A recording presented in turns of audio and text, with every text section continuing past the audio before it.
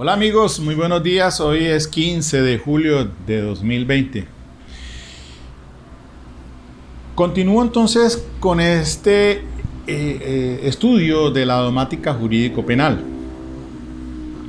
Pues primero que todo tengo que decirles a ustedes que pueden consultar no solamente la obra que estoy revisando del profesor Ezequiel Manuel Sánchez, la domática de la teoría del delito, sino también al maestro Nodier Agudelo Betancourt,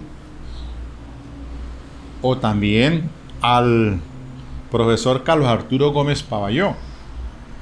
Estas personas son muy entendidos en el tema en domática jurídica penal, que quizás es importante entonces tenerlas para consulta en su biblioteca. De igual manera, por aquí estaba revisando también otro libro, que se lo recomiendo, El funcionalismo en derecho penal, un libro homenaje al maestro y profesor Gunther Jacobs por parte de la Universidad Externado de Colombia. Cuando era coordinador de esto fue el exfiscal general de la Nación, Eduardo Montealegre Linet, ex magistrado de la Corte Constitucional.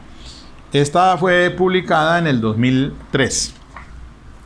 Así entonces comienzo haciendo referencia a estas obras para consultar entonces estos temas de interesante relevancia. También comienzo refiriéndome a una conversación que estaba escuchando ahorita en Blue Radio, en una entrevista a un doctor Esguerra sobre este asunto de la pandemia, del COVID-19, del coronavirus, en donde los centros hospitalarios ya no dan abasto pues para el uso de las camas o para prestar ese servicio de los respiradores, las UCI. Entonces se está ante esta indisciplina social, pues hemos estado viendo pues que las autoridades, por lo menos en Bogotá, se tomó la resolución de entrar en cuarentena a partir ya en estos momentos hasta fin de mes de julio. Y eso obedece precisamente a que esa indisciplina social lamentablemente es la que ha disparado entonces el contagio de las personas, y por ende la capacidad hospitalaria ya no resiste. ¿Y qué pasa entonces ante esto? Que hay un comité ético médico junto con el médico internista que tendrán que evaluar entonces cuál de las personas que está allí hospitalizada por este tema del COVID pues tiene entonces que dársele o prestarle la atención prioritaria con esa UCI. Es decir, concretamente están tomando una determinación de quién vive o no. De hecho, entonces hay unos criterios allí, 4 criterios, según los dijo el doctor Esguerra. 2 de ellos que hago aquí muy concretamente. El segundo hace referencia a que se tiene presente la expectativa de vida.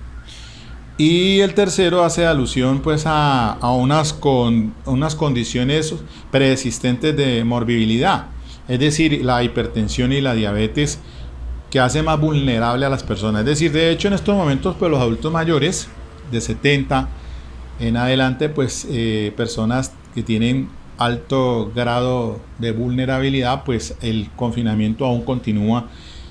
Y entonces, pero como desafortunadamente a nivel nacional la indisciplina social en Cali, en mi ciudad, como en Barranquilla, como en Cartagena y en muchos otros sectores, hace que esta situación se haya disparado, y de allí entonces esa situación. Pero lo que quiero hacer es una referencia desde el punto de vista jurídico, porque pues para ubicarme otra vez y continuar con la dinámica que vengo haciendo en ese escenario tan concurrido y selecto de los grandes pensadores del derecho penal, y sobre todo en domática jurídico-penal, y la incidencia de estos grandes hombres en nuestra domática actual,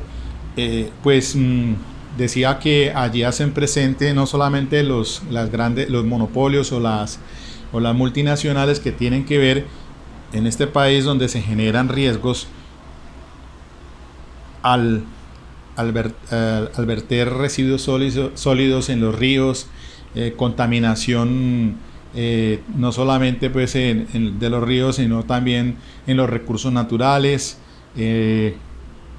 Todo esto, incluso hablaba de la industria farmacéutica, que también tiene ahora, pues a propósito de este tema de la pandemia, mucho que ver también, porque pues ya estamos viendo el día a día.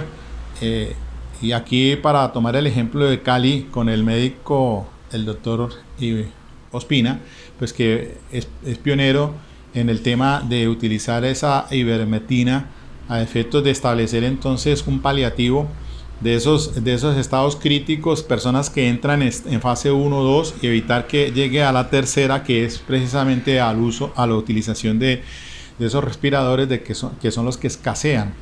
Entonces, por lo menos el INVIMA, un instituto en la que tiene el control sobre los medicamentos y alimentos, ha dado el aval o carta carta abierta para que el Instituto de Investigaciones Pediátricas de Cali pues entre dentro de estos 2 meses a hacerla con 400 pacientes la respectiva evaluación. Pero entonces miren ustedes que siempre estamos presentes en el tema de la creación de riesgos jurídicamente desaprobados, y eso tiene que ver pues con este tema para llegar al esquema funcionalista de política criminal de Klaus Rosin, y también de el funcionalismo sistémico de Günter Jacobs.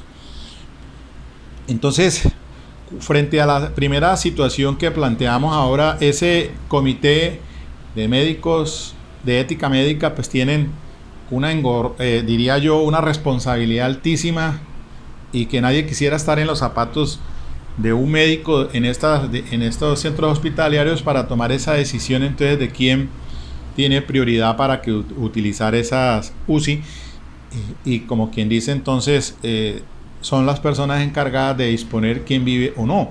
Y eso de hecho pues ya crea varias preguntas, porque pues siempre no dejan de preocupar la situación de lo subjetivo frente a esto, que no sean tanto los criterios objetivos, pero pues por lo menos hay un parámetro allí, y eso ya, créame que no ha dejado como muy bien a la sociedad médica muy bien parada en ese tema, o por lo menos en lo que escuché yo esta mañana en Blue Radio, pues como que quedamos no muy conformes con la explicación que da el doctor Esguerra, o por lo menos para mí, porque pues aunque él diga que no, le hacían la pregunta, bueno, y él dice, yo soy una persona de 73 años, porque él decía, bueno, pero entonces si hay le hacían la pregunta, el periodista Néstor Humberto, le dice, bueno, pero si hay un joven, pues entonces la expectativa de él frente a la suya,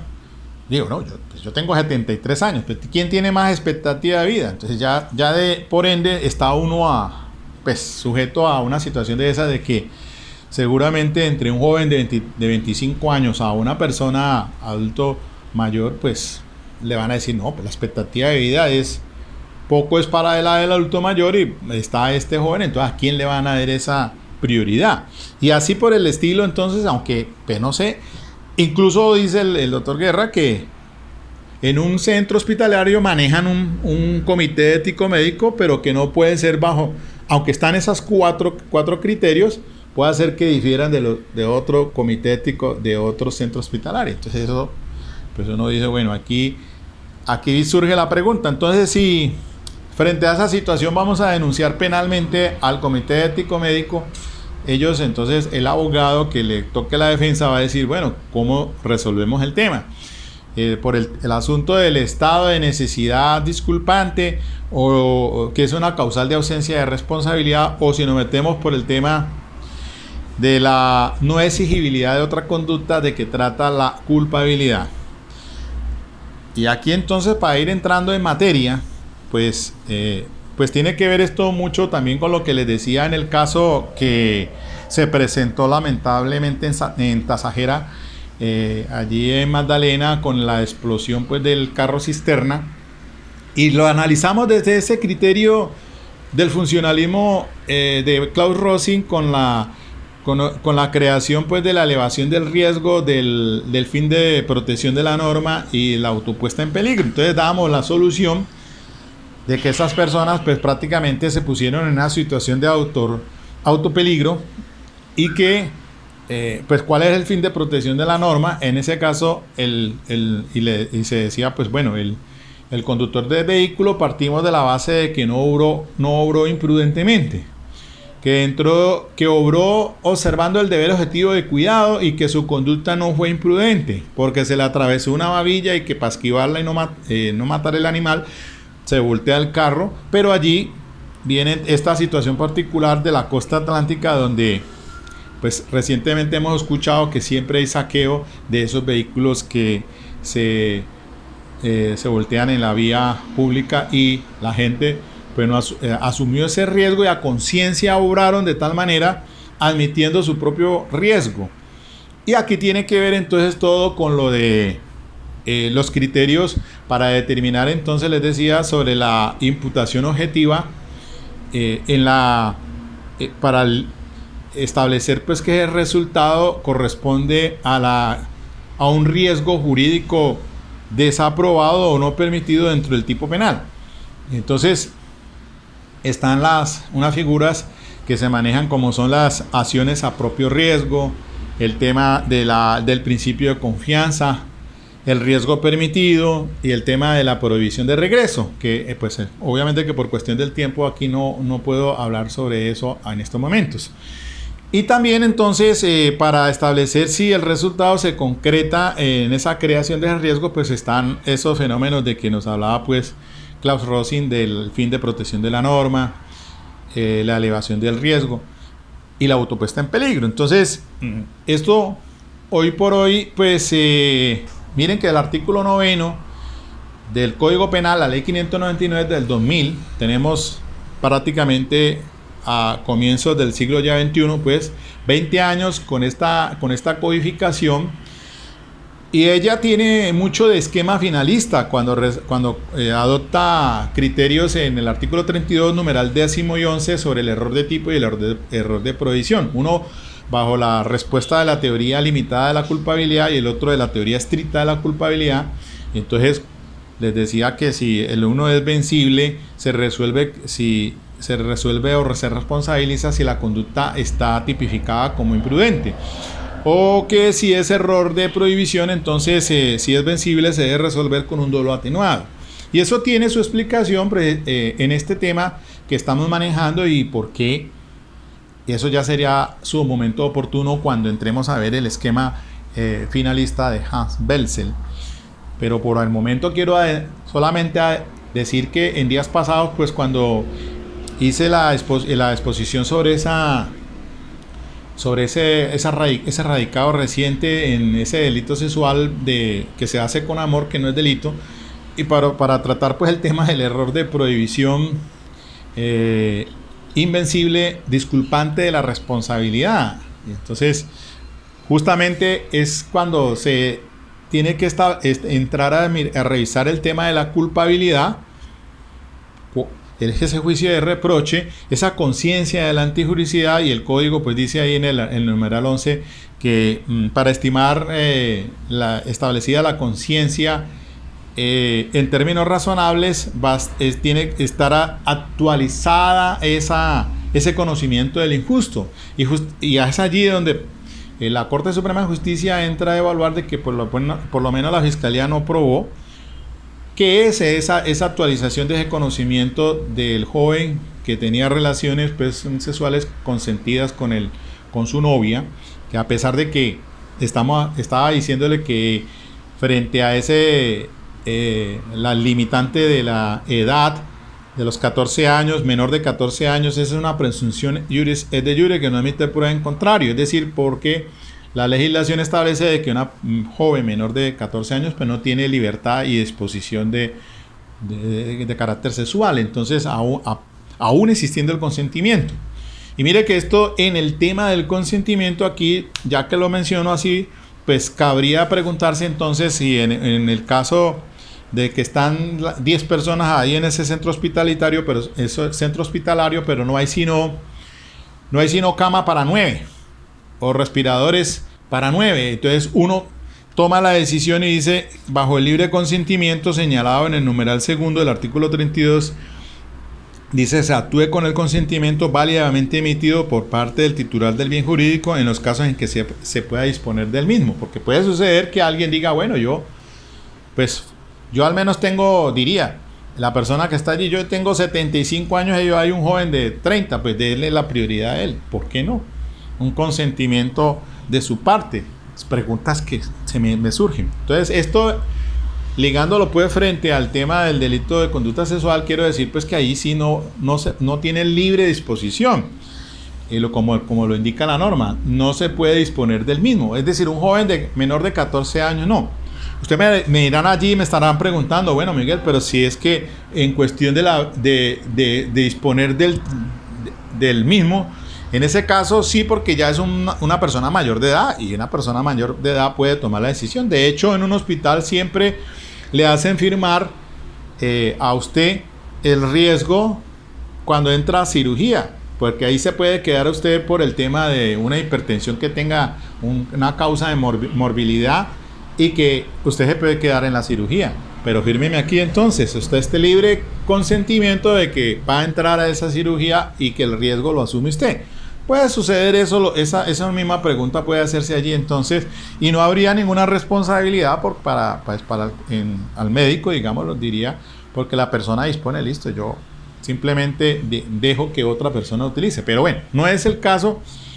Es hasta obviamente que la persona, que todo el mundo no va a pensar igual, y todo el mundo quiere vivir. De allí que entonces es antes de entrar para continuar pues con esto de los monstruos del derecho penal, de los grandes pensadores del derecho y su incidencia a la doméstica jurídica, porque quiero referirme a otro importante pensador jurista, que es Rudolf von Ihring, un alemán, y ahora miramos pues complementando eso. Entonces, porque la vez pasada pues hablamos de César Beccaria, su gran bestseller, el libro de los delitos y de las penas, la importancia pues que tuvo en el derecho penal y sobre todo en el humanismo.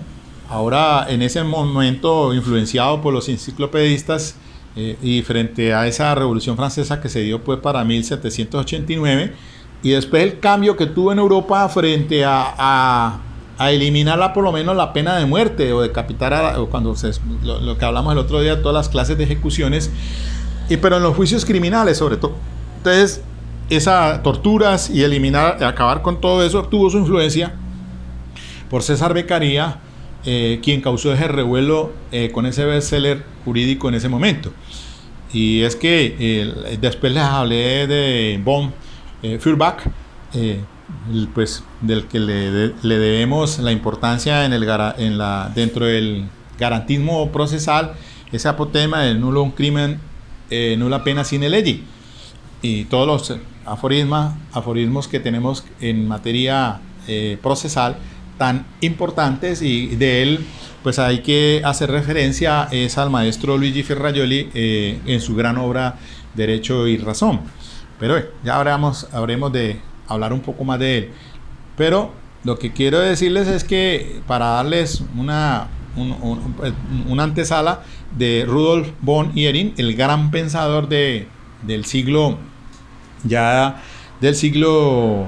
XIX, porque Rudolf von Ihring nace en 1818 y fallece en 1892, y el gran bestseller jurídico de ese entonces fue un libro que se titula La lucha por el derecho, y cómo Rudolf von Ihring influye en todo esto de la teoría del delito, porque fue el precursor en sentar unas bases y unos principios elementales, o separando la antijuricidad y la culpabilidad. Y después entonces pues llega Ernest von Belling con el esquema clásico, introduciendo el tema o desarrollando lo de la tipicidad, en su libro denominado Doctrina del Crimen. Pero bien, lo que quería decirles es que frente a, aquí tengo en el tablero, pues es brevemente la importancia que tiene todo esto ahora en este Estado social de derecho, y pues tengo que indicar que nuestra Constitución Política del 91 dice en su preámbulo que cuál es el fin. El fin de nuestra Constitución, nuestra Carta Magna, es fortalecer la unidad de la nación. ¿Y qué es lo que se pretende asegurar? Mire, asegurar la vida, como aparece allí, la vida, la convivencia, el trabajo, la justicia, la igualdad, el conocimiento, la libertad y la paz. Todo dentro de un marco jurídico, democrático y participativo que garanticen el orden político, económico, social justo. Y es que también hay que hacer referencia de que el artículo primero de la Carta Política dice que Colombia es un Estado social de derecho, organizado en forma de república unitaria, descentralizada, con autonomía en sus entidades territoriales, pero que está fundado ¿en qué? En el respeto a la dignidad humana, en el trabajo y la solidaridad de las personas que le integran y la prevalencia del interés general. Y el artículo segundo dice que cuáles son los fines esenciales del Estado y la misión de las autoridades. Los fines esenciales del Estado entonces son ¿qué? Servir a la comunidad, promover la prosperidad general y garantizar la efectividad de los principios, derechos y deberes consagrados en la Constitución, facilitar la participación de todos en las decisiones que los afectan. Esto es importantísimo. Además de esa prevalencia del interés general del artículo primero, porque de allí entonces la situación que están manejando los mandatarios desde el presidente para abajo frente a este problema de la pandemia. Entonces, ¿qué se pretende como fin esencial del Estado? Asegurar la convivencia pacífica y la vigencia de un orden justo. Y que de contera, las autoridades de la República están instituidas es para proteger a todas las personas residentes en Colombia en su vida, honra, bienes, creencias y demás derechos y libertades, y para asegurar el cumplimiento de los deberes sociales del Estado y de los particulares. Y eso tiene que ver también con el artículo 95, cuando establece unos deberes y unas obligaciones. Y es bueno siempre insistir de que toda persona está obligada a cumplir la Constitución y las leyes, y que son deberes de las personas y del ciudadano. Primero, respetar los derechos ajenos y no abusar de los propios. Ahí nace entonces un principio en materia pues de la conducta punible, que es la antijuridicidad. Eso es de corte constitucional también y de corte legal, cuando establece pues el artículo dice que la antijuridicidad 11, para que una conducta típica sea punible, se requiere que lesione o ponga en peligro, o ponga efectivamente en peligro, sin justa causa, el bien jurídico tutelado por la ley penal. Si miran ustedes, entonces hay que respetar los derechos ajenos. De allí entonces ese bestseller es el libro La lucha por el derecho. Fue trascendental, entre otras obras, de Bohm y Erin, porque él también escribió El fin en el derecho, escribió El derecho en la vida cotidiana y escribió El espíritu del derecho romano en las diversas fases de su desarrollo. Porque también está como otro deber de la persona y del que es ciudadano, obrar conforme al principio de solidaridad social, respondiendo con acciones humanitarias ante situaciones que pongan en peligro la vida o la salud de las personas. Allí estamos entonces haciendo ya alusión a conductas punibles que están tipificadas en el Código Penal, conductas de omisión por omisión propia y omisión impropia, o comisión por omisión. Ya vamos viendo nosotros de cómo entonces está compaginada nuestra Carta Política frente a esos derechos fundamentales, comenzando esencialmente con la vida. Y en adelante entonces todo un catálogo de valores y principios pues que debemos ir cotejándolo en razón pues de nuestra dogmática jurídico-penal también. Por eso el profesor Ezequiel Manuel habla de la principialística, y es que tiene que, y obedece a ese, y también lo hace el maestro argentino cuando nos comenta y nos hace referencia en todo el tema de la política criminal. Bueno, entonces, para continuar, Eugenio Raúl Zaffaroni, el maestro. Para continuar entonces, miremos lo siguiente. Ya les decía entonces que César Beccaria, siglo XVIII, pero en el siglo XVIII y también von Feuerbach, pero después nacen en el siglo XIX varios juristas de gran importancia. Y comencemos entonces, les decía, de Rudolf von Jhering, alemán. Aquí les hago una claridad: cuando escuchen ustedes siempre ese nombre von, o eso es una preposición, no es nombre, sino una preposición, y obedece pues a una situación de aristocracia, digámoslo así, o de un reconocimiento nobiliario, digamos, porque vamos a escuchar ustedes en adelante a Franz von Liszt, a Ernest von Belling, y así muy, muy frecuente con esa preposición. Por eso Rudolf von Jhering, que la incidencia que tuvo es muy importante pues para el derecho, y sobre todo ese bestseller en el que por esa época se escribe por el gran jurista. Miren que hay que hacer referencia de que von Jhering, él pertenecía a una escuela pandetista, y eso ustedes dirán, pero hijo, ¿qué es pandetista? Dice: pandetismo fue una doctrina jurídica europea posterior al humanismo jurídico y anterior a la codificación, que alcanzó su apogeo en Alemania en el siglo XIX.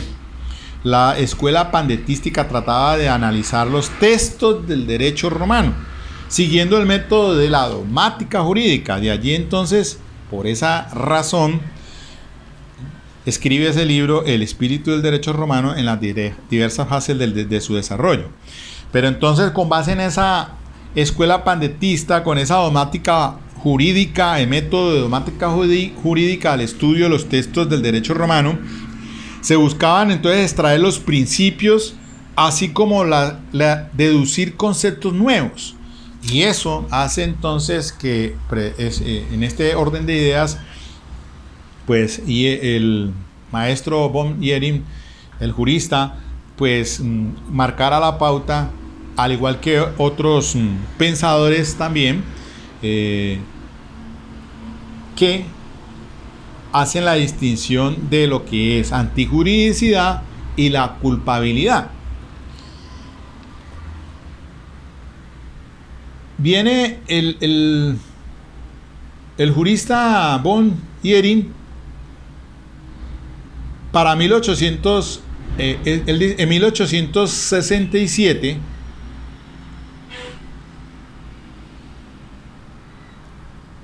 En 1872 se trasladó a la Universidad de Gotinga.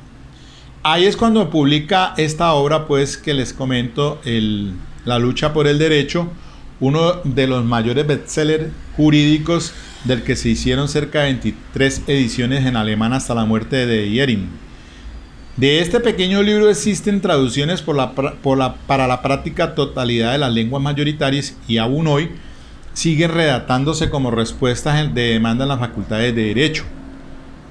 Más tarde, en 1877, publicó El fin en el derecho, que sería el comienzo de una extensa obra de 2 partes y 4 volúmenes, en las que quedó reflejada entonces los apartes a la ciencia jurídica por parte del maestro, y en este tema hizo referencia ya al finalismo, el fin, por eso habla el fin en el derecho. En 1882 publicó otra obra y años después de la publicación, en esa conferencia famosa entonces, pues es que surge este libro, despidiéndose en la Universidad de Viena para irse a Gotinga. El discurso entonces lo hace y surge ya ese libro, El fin, la lucha por el derecho, que es básicamente entonces un bestseller del momento. Y asimismo podemos ubicarnos en esa época a Francesco Carrara. Francesco Carrara, el gran maestro de la escuela clásica alemana. Carrara, que nació en Lucca en 1805 y falleció en 1888. El maestro Lucca fue profesor de la universidad para mitad del siglo XIX en la Universidad de Pisa, pero pues fallece después, entonces vuelve otra vez a su tierra natal, a Lucca, donde fallece. Pero lo que del gran maestro Carrara, pues está su libro, el Tratado de Derecho Criminal, programa del Corso di Diritto Criminale, que tuvo una notable influencia en el extranjero. Su programa recogía sus 11 años de experiencia de docente en la Universidad de Lucca y fue impreso para uso de estudiantes cuando tuvo la cátedra en Pisa. Francesco Carrara, entonces ubicado en esa época también del siglo XIX junto con Rudolf von Jhering. Pero también nace a mitad del siglo XIX Franz von Liszt en 1851 y fallece ya en el siglo XX, 1919, alemán también.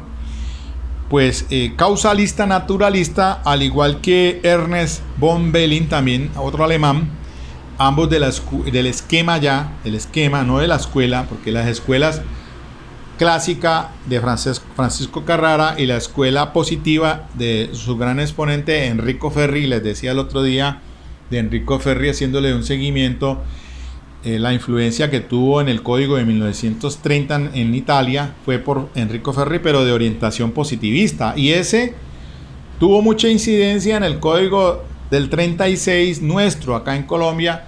Y les decía a ustedes que Jorge Eliezer Gaitán fue uno de los grandes juristas colombianos, lamentablemente fallecido en 1948, y que nos dejara 24 horas antes ganándose en esa audiencia pública, en el juicio contra un teniente del ejército que lo defendió, y que se fue muy famoso por esa oratoria, esa retórica que manejaba Jorge Eliezer Gaitán. Pero todo, les decía, era seguido por seguramente la incidencia que tuvo Benito Mussolini, ese dictador italiano, y por esa época justamente les hablo de 1930.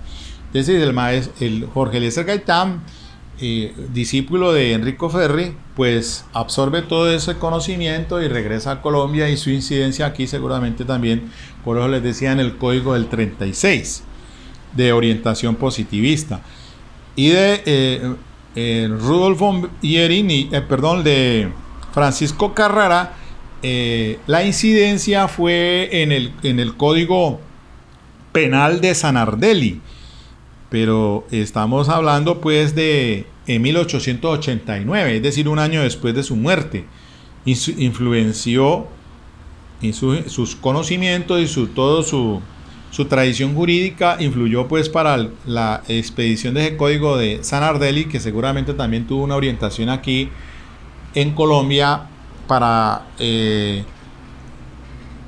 1800, también para esa época, 1889, 1890, porque después viene el Código Penal del 36. Entonces uno con una orientación clásica y el otro ya positivista del Código del 36. Y hoy el Código Penal del 80, en su influencia, esquema clásico, neoclásico y más propia, y la ley 599 de 2000, pues más con el finalismo, y lo vemos ahí en esos criterios del error de tipo, con la teoría limitada de la culpabilidad y el error de prohibición con el criterio de la teoría estricta de la culpabilidad, que tiene entonces una resolución del problema de manera disímil. Y también entonces la tentativa fue otro manejo también dogmático que tuvo una orientación en el Código del 36 y la del Código del 80 y la de ahora del Código del 2000. Pero para que ustedes miren entonces que Carrara incidió pues mucho en el Código Zanardelli y Enrico Ferri para 1930 en el Código de ya 30 años después, 40 años después, ambos con esa escuela, con esas teorías que se manejaron en la escuela clásica y la escuela positiva.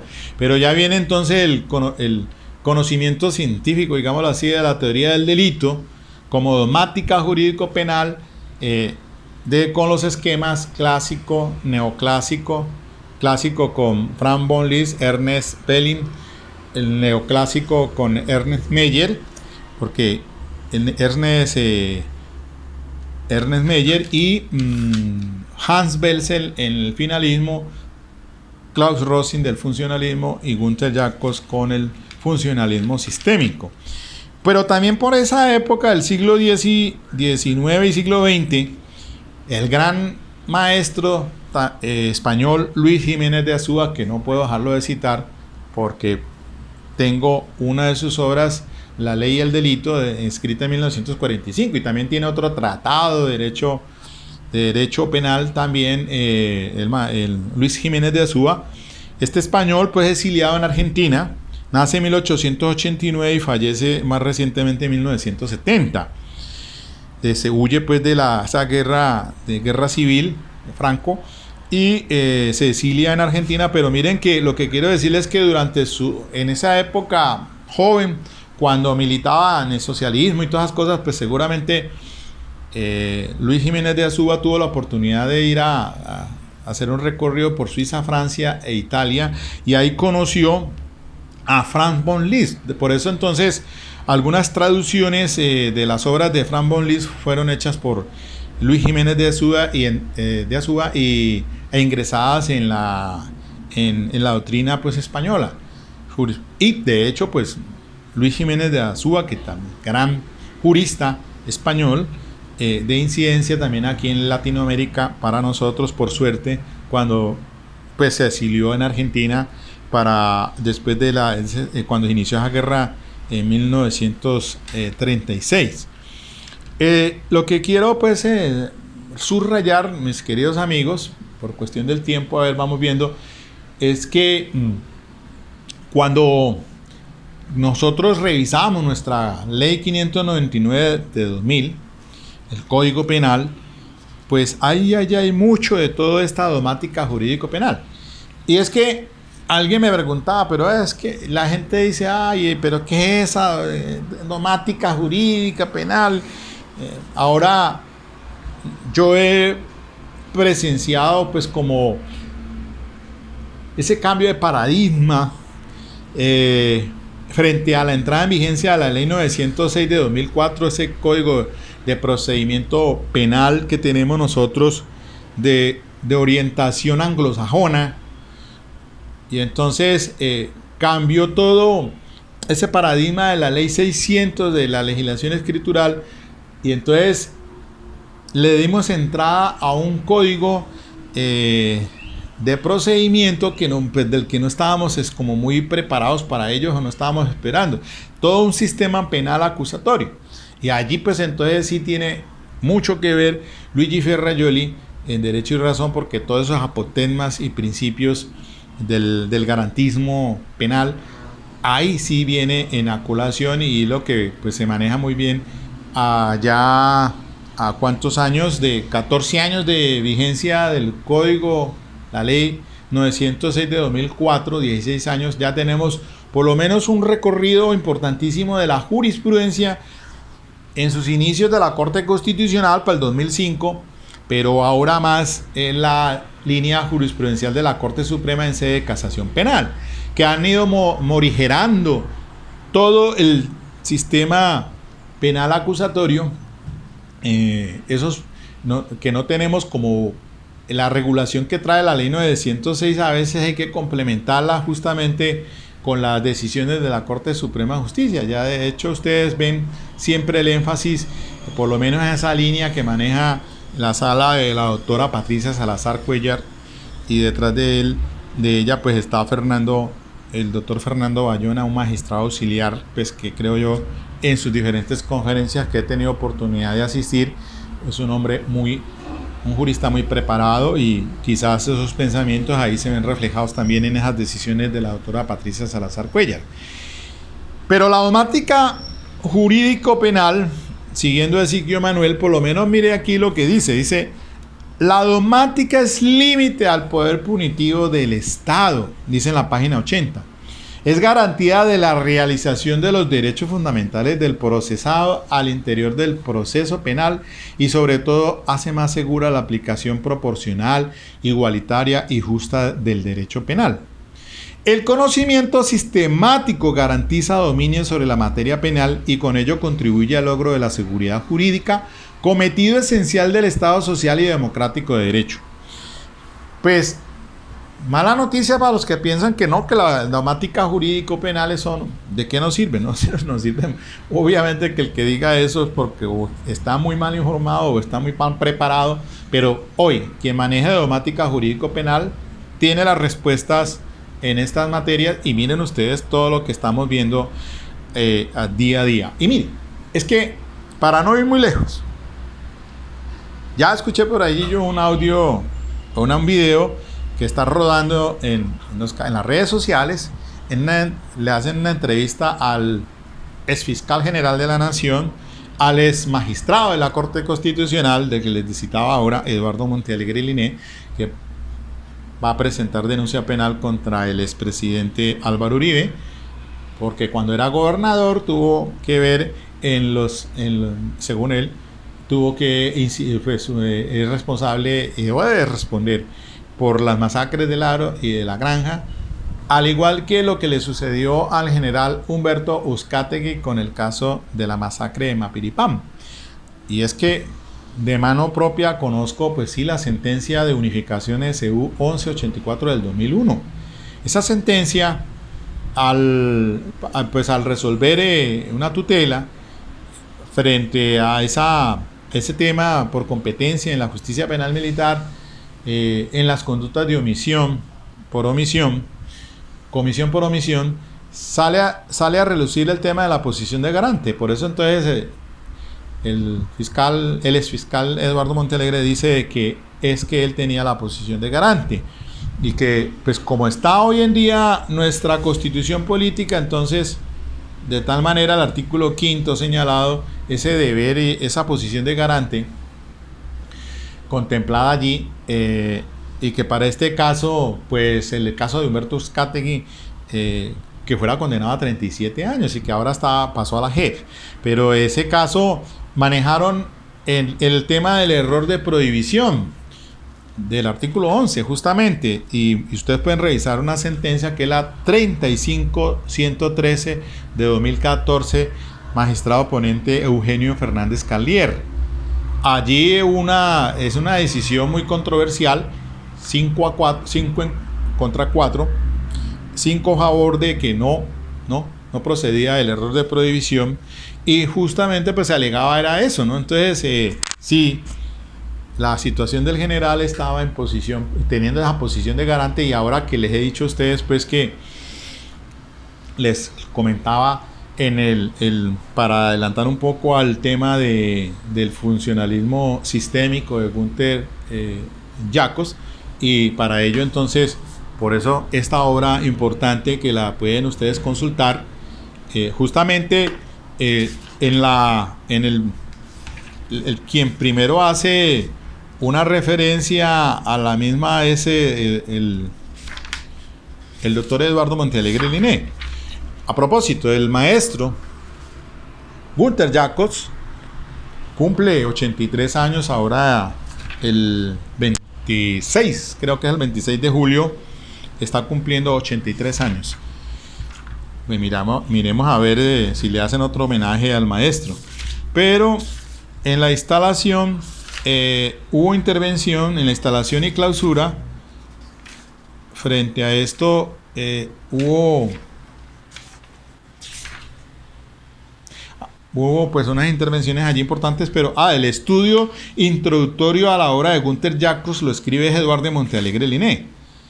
Y entonces viene todo este tema tan importante del funcionalismo sistémico, y se abordan temas que me parecen trascendentales, y por eso les decía que por lo menos hoy se dice, mire lo que dice aquí: actualmente el juicio de imputación se fundamenta en la delimitación de ámbitos de competencia. Solo se responde por las conductas o resultados que debo desarrollar o evitar en virtud de los deberes que surgen de mi ámbito de responsabilidad y que se desprenden de los alcances de la posición de garante. Lo demás, salvo los deberes generales de solidaridad que sirven de sustento a la omisión de socorro, no le concierne al sujeto, no es de su incumbencia. Y es que aquí, mis queridos amigos, entonces habla de Günther Jacobs, pues habla de lo de la competencia por organización, la competencia por institucional, y les hablaba justamente sobre las dos formas en que se puede generar entonces una creación a un riesgo jurídicamente desaprobado, y cómo se concreta ese resultado en esa creación del riesgo. Entonces, que hay unos criterios que se manejan, como son los de el riesgo permitido, las acciones a propio riesgo, el principio de confianza y el principio de prohibición de regreso, y que los temas ya con Klaus Rosin de la elevación del riesgo, el fin de protección de la norma, la autoexpuesta en peligro, todo en orden al resultado. Quizás entonces allí, cuando ustedes revisan el artículo 9 de nuestro Código Penal, dice que la causalidad por sí sola no basta para la imputación jurídica del resultado. Entonces a ello hay que entender, por eso hay que entender el desvalor de acción y el desvalor de resultado. O sea, en frente al desvalor de acción es la creación de ese riesgo jurídicamente desaprobado, y desvalor de resultado. Y entonces vamos a ver más adelante, ya un poco más revisando todo esto, esos, pues como hoy por hoy, y así lo expresaba pues, o así lo analizó el profesor, el exfiscal Eduardo Montealegre Linné. Y dice así: después de la obra de Hans Welzel, no se había construido un nuevo sistema de derecho penal. Esta tarea la inicia el más importante de sus discípulos, Günther Jacobs, quien en el año de 1983, en el prólogo a la primera edición de su tratado de parte general, señala los lineamientos de una obra que rompe definitivamente con la tradición finalista. Contrario a ella, Jacobs se encuentra en la elaboración de las categorías dogmáticas, no puede hacerse con base en una fundamentación ontológica del derecho. El injusto y la culpabilidad no se infieren de estructuras lógico-objetivas preexistentes que vinculen la libertad de configuración del legislador. El contenido de los elementos de la teoría del delito depende de los fines y funciones que cumpla el derecho, consistentes en garantizar la identidad de una sociedad. Esto significa, entonces, que se trata de conceptos normativos edificados con total independencia de la naturaleza de las cosas. Y así es, permítame leerlas, aunque es aburrido leer, pero quiero precisar esto. Sobre la base de que la estructura social y la función de la pena son los instrumentos a partir de los cuales se le va a dar contenido a las categorías centrales de la teoría del delito, Jacobs construye un nuevo sistema de derecho penal. La influencia de la estructura social se refleja principalmente en tres aspectos. En los fundamentos de la responsabilidad a través de la competencia por organización y la competencia institucional. Segundo, en su teoría de la imputación objetiva, en especial en el entendimiento de la acción como un acto comunicativamente relevante. 3. En una nueva concepción del bien jurídico. Su teoría de la pena influye en la determinación del contenido de la culpabilidad a partir de la prevención. Y entonces los tópicos a desarrollar, y los dejamos para después para que los tengan en cuenta, son los siguientes. El fin de la pena es mantener la vigencia de la norma como modelo del contacto social. Una lectura de Hegel desde la óptica de la teoría de los sistemas de Niklas Luhmann. La vigencia de la norma como bien jurídico penal. El fin de la pena determina el contenido de la culpabilidad. La integración de prevención y la culpabilidad. 3 aspectos del concepto de acción. La acción como acto comunicativamente relevante. La imputación objetiva como concreción de la acción. No hay acción sin culpabilidad. Una concepción dualista de la responsabilidad. Competencia por organización y competencia institucional. Una teoría unitaria del tipo, la acción y omisión, dolo e imprudencia, a través de las posiciones de garante y el riesgo jurídicamente desaprobado. Y por último, la accesoriedad de la participación gira en torno a las posiciones de garante y a la prohibición de regreso. Dice Eduardo Montealegre, Jacobs fue mi profesor en el seminario de filosofía del derecho de la Universidad de Bonn, donde tuve la oportunidad de estudiar durante 3 años, 1992 a 1994, gracias a una beca de la Fundación Alexander von Humboldt. Bueno, ojalá tuviera yo oportunidad. Durante esa estancia coincidimos en Bonn muchos de los que participamos en este homenaje: Manuel Canso Meliá, Bernardo Feijó, Pilar González, Javier Sánchez Vera y Gómez Trelles, Marcelo Sancinetti. Posteriormente estuvieron Teresa Manso Porto y Fernando Perdomo. Antes de nosotros, el profesor Jessy Reyes Alvarado también recibió las enseñanzas de Jacobs. Claro, el profesor Jessy Reyes Alvarado tiene una obra de imputación objetiva, justamente, escrita por él. También recibió las enseñanzas de Jacobs, son jacobsianos, y escribió un excelente libro sobre imputación objetiva en desarrollo de los fundamentos de su obra. Se la recomiendo, es verdad. Nos une, pues, una confraternidad personal y espiritual en torno a un maestro común, Gunther Jacobs. Por esta razón, sus discípulos nos reunimos para rendirle un sentido homenaje a la labor fecunda de una vida al servicio de la ciencia. En este seminario se le otorgó a Jacobs el título de profesor honorario de la Universidad Externado de Colombia. Este libro homenaje está asimismo dedicado a Gunther Jacobs, un amigo, un maestro. Total, excelente. Pues bien, mis queridos amigos, dejemos aquí entonces, ya por cuestión del tiempo, pero todo esto es un abrebocas y una invitación pues a que ustedes entren en estos estudios jurídicos penales. La invitación es a crear criterios de formular preguntas y obtener respuestas. Por eso entonces pues, se me ocurre a mí a esa conferencia, como les dije yo en los 2 anteriores, pues, ¿qué tal? Con todos estos grandes maestros e ilustres de juristas del derecho de la dogmática, jurídico y de su incidencia en la actualidad. Pues por lo menos hoy tenemos, y por gracia y por fortuna, a Klaus Rosing, que ya cumplió 89 años, creo que ahorita en mayo, un hombre extremadamente preparado, habla 5 idiomas, español para empezar.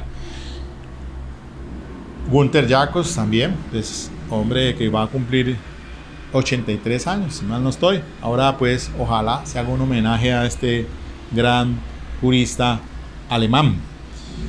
Bueno, mis queridos amigos, entonces ya finalmente me despido y esperemos entonces vamos a irnos socializando estos temas para ustedes. Entonces, ¿ustedes qué opinión tienen? Yo digo, bueno, planteo esa situación, la del comité ético médico frente a la determinación de quién vive o no. Estamos como en esa cuestión de los hospitales de guerra o en las situaciones extremas, ¿no? En esos sistemas hay situaciones de extremas. Miremos a ver qué responden los entendidos en la materia y por dónde buscarle en una situación frente a una situación de estas que se puede suceder, ¿no? Es decir, que haya una demanda de carácter penal por ello. Miren ustedes ahora, por lo menos para finalizar ya y redondear esto, Jorge Iván Ospina, un médico muy inquieto, pues se ha obtenido el aval del INVIMA, que es una institución encargada precisamente para seguirle el control a medicamentos y alimentos. En este caso, pues para que esa fundación de investigación pediátrica pueda hacerle un seguimiento al uso de la ivermectina en pacientes. Creo que 400 pacientes de aquí que van a ser sometidos, y algunos de ellos han permitido, porque entre otras cosas un consentimiento de ellos para establecer esos estudios y obtener entonces a ver qué parámetros en el uso de porque pues obviamente dicen que son como un paliativo frente a los estados fase 1 y 2 para evitar que llegue a la fase 3, que es la que ahora está generando esta situación pues de la congestión hospitalaria, y que pues los aparatos respiratorios en esas UCI son pocos y no hay cama para tanta gente. Entonces eso es algo positivo, pienso yo, muy bien, a pesar de esa discrepancia con el gobierno, el viceministro, de que eso no, científicamente no está aprobado, pero hay que mirar a ver, hay que buscarle solución a esto, y pienso que es una solución viable la que está haciendo por lo menos pionero aquí, y ojalá tenga los buenos resultados para mostrar y decirle al mundo si efectivamente es esta situación. Nosotros tenemos personal muy capacitado, médicos extraordinarios aquí y por fuera también, que hacen un trabajo muy importante para la humanidad. Bueno, mis queridos amigos, hasta la próxima entonces.